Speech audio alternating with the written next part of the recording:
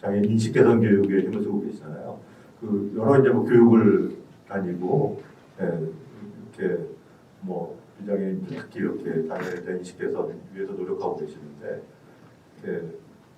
그렇게 활동하시면서 좀 가장 인상 깊었던 장면이라고 그럴까요? 이렇게 뭐 말이 전혀 안 통해서 인상 깊었을 수도 있고 너무 이렇게 잘 받아줘서 인식이 개선되는 것이 딱 느껴져서 좀 인상 깊었을 수도 있고 그런 순간이 있다면 어떤 모습일까요? 여기 침과 이렇게 안마로 사람의 병을 고치신 유명하신 분이 계셔서 아마 잘 아시겠지만 만져서 바로 효과가 나올 때만큼 기분 좋을 때가 없죠. 그렇겠죠. 인식 개선 교육은 사람의 생각을 바꾸는 거기 때문에 굉장히 어렵습니다. 다들 나이가 성인이 다 넘은 분들이 많고 그랬어요. 근데 제가 직접 강의 현장에 나가서 경험했던 것 중에 제일 즉각적으로 바뀌었던 거지, 어느 기업에 이틀 연속 강의를 갔는데 첫날 강의 현장에 가서 여기 한 5cm 단상이 있어서 제가 못 올라가네요. 아쉽습니다. 라는 얘기를 남겨놓고 왔는데 다음날 가니까 거기 사장님께서 경사로를 만들어 놓으신 거예요. 뭔가 부모의 전율이 일어날 정도로 이렇게 현장이 바뀔 수도 있구나라는 걸 한번 느낀 적이 있었고, 초등학교로 강의를 코로나 이전에 다닌 적이 있습니다. 가서 강당에다 한 300명 되는 아이들을 다 모아놓고 강의를 했어요. 전교생을. 마치고 나와서 이제 이 친구들이 언제 장애인과 함께 이제 만져보고 만나보고 이렇게 인사를 해보겠어요. 그래서 항상 출구에 나와가지고 한 친구씩 악수를 하면서 떠나고 있는데 한 3분의 1쯤 나간 다음에 죄송한데요, 한번 안아봐도 돼요? 라고 저한테 용기 있게 물어본 친구가 있었어요. 이어서 그 200명 아이들을 다 껴왔는데 뭉클한 순간이었던 것 같습니다. 장면이 그려지네요. 네, 그려지는 것 같습니다. 그 발표 자료에 보니까 제가 그 부분이 가장 좀 인상 깊었는데 다 개론을 가르치지 않느냐. 건축학 개론, 정치학 개론. 근데 이게 사람학 개론을 가르쳐야 된다. 그거 써놓은 게 있으시더라고요.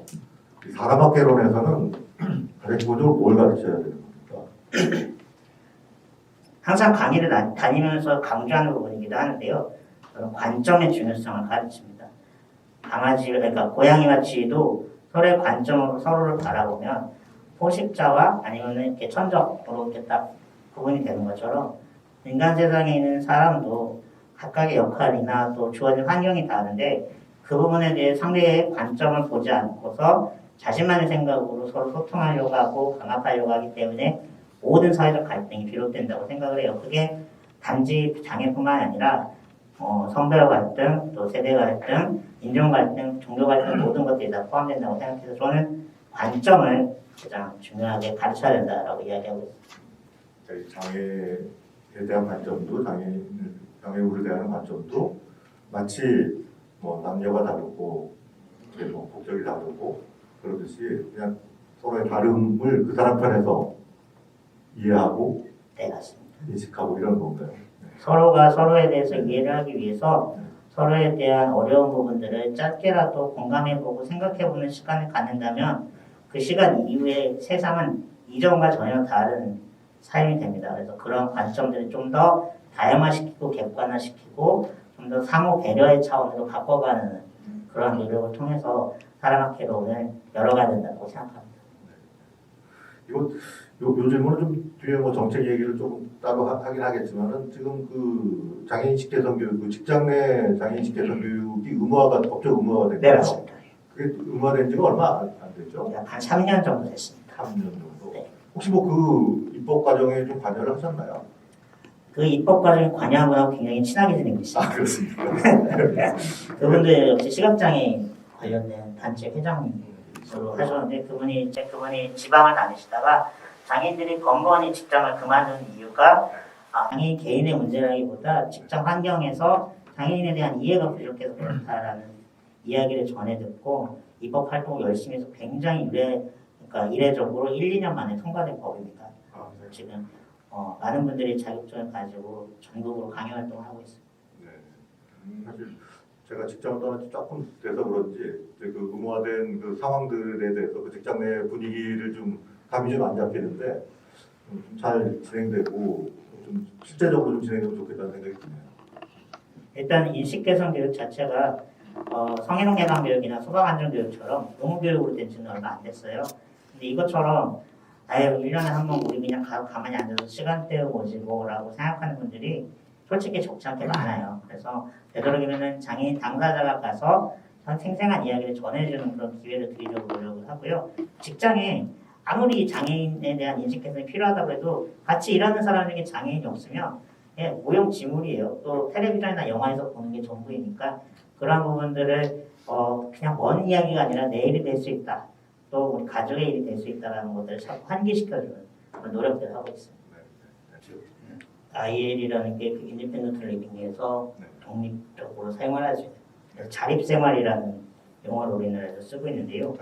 매 시기 때마다 장애인 단체에서 가장 삶에 직결되는 문제들을 3대 과제, 5대 과제 이렇게 해서 정부를 향해서 이야기하고 있습니다. 가장 최근까지만 해도 등급제 폐지, 요양의무제 폐지, 탈시설 정책, 지원 이런 것들이 얘기했는데 장애인 등급제는 이제 문재인 정권에 들어와서 많은 데서 많이 단계 과정이 변해가는 그리고 또 발달장애인 관련된 그런 지원법이라든가 이런 것들이 이제 차츰차츰 새로운 개념들을 또 이야기를 꺼내고 있는 상황입니다.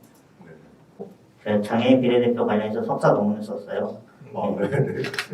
장애인이 국회에 입성한 게 15대 국회 때 이성재 국회의원 때부터였는데 당시에는 이제 총재 정치라고 해서 정당의 이제 제일 높은 지도자가 공천권을 이제 행사하게 되었습니다. 그래서 김대중 그때 당시 총재였죠.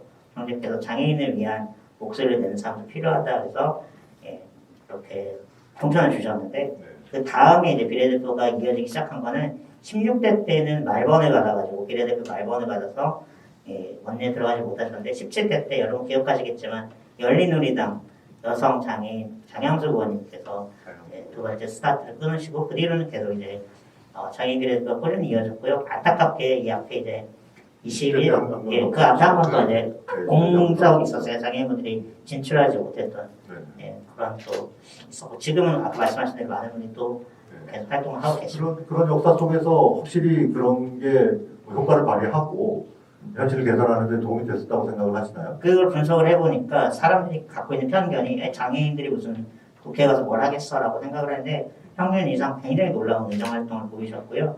제가 봤을 때는 이게 어느 정도 그 의석 안에 인구 비율만큼의 장애인분들이 활동할 수 있도록 해주셔야 사회가 조금 더 진보적으로 발전할 수 있다라는 걸 생각하고 있습니다. 아까 설명드렸던 것처럼 장애인은 어떤 한 명, 두 명 정도로 그냥 상징적으로 내보이는 데 급급했는데 2014년도에 지방선거 때 그 여성 공천을 기초 1번 해주면서 장애인 공천이 대거 탈락한 적이 있어요. 그래서 한 번에 크게 장애인분들의 지방의회 진출이 좌절된 적이 있었는데 2018년 그리고 내년에는 나름 의석을 많이 차지해서 장애인 관련 정책 꾸준히 이야기할 수 있는 토대가 될 것 같습니다. 오늘 느끼는 게 좀 비슷한 것 같긴 합니다. 이렇게 말씀하시는 것들 들어보니까 저도 개인적으로 굉장히 많은 에너지를 얻어가는 느낌입니다. 이것으로 제25회 생활정책 보러 마치겠습니다. 감사합니다.